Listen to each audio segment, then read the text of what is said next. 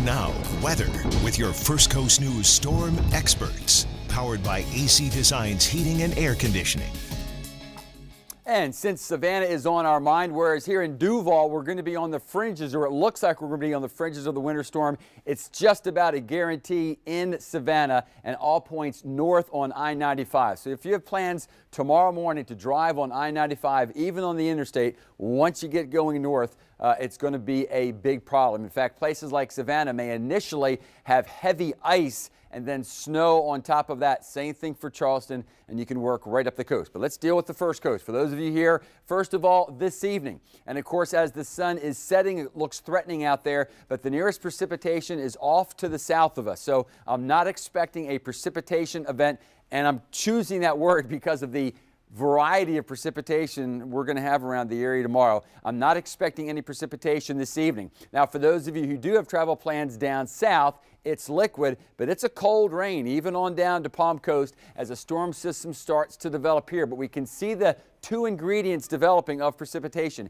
Here's a storm system that's going to develop near the Bahamas, and now radar picking up the second shot of energy that was over Texas is making the turn over the Gulf of Mexico, and we're just now beginning to see some heavy rain near the mouth of the Mississippi. These two systems will form in some form or fashion right about here. That's another part to the called a challenging forecast. If it forms farther off to the southwest, the precipitation will be heavier, and that means more problems. If it comes together just off to our northeast, no big deal.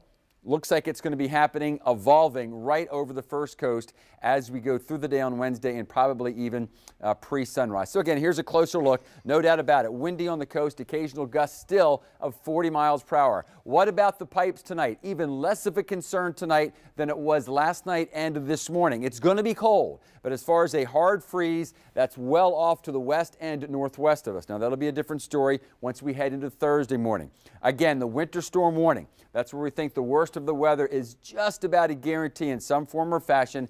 Baker, Columbia, Union, and Nassau counties from I-95 west does not include Duval or Clay or Union, St. John's, Flagler, or Putnam, but then certainly goes north and includes all of those of you in southeastern Georgia. But an indication, an official indication of the iffiness to the forecast, there is a winter weather advisory in effect for those along the fringes. Incidentally, I did want to mention that as much as there is a concern for the safety on the roadways because of ice and because of potential power outages, if you are wondering where you can take yourself and maybe the kids too and actually see snow falling and on the ground, the greatest thing or the highest chance of a guarantee will be you folks up around the Waycross area. But again, that won't really begin to start coming on down until tomorrow morning. There it is, our winter weather advisory. So we're right on the fringes. Fernandina, northern and western half of Duval, much of Clay County, and then into Union County. I'm going to take a real quick look at some of the computer models. Here's the moisture coming up from the southeast.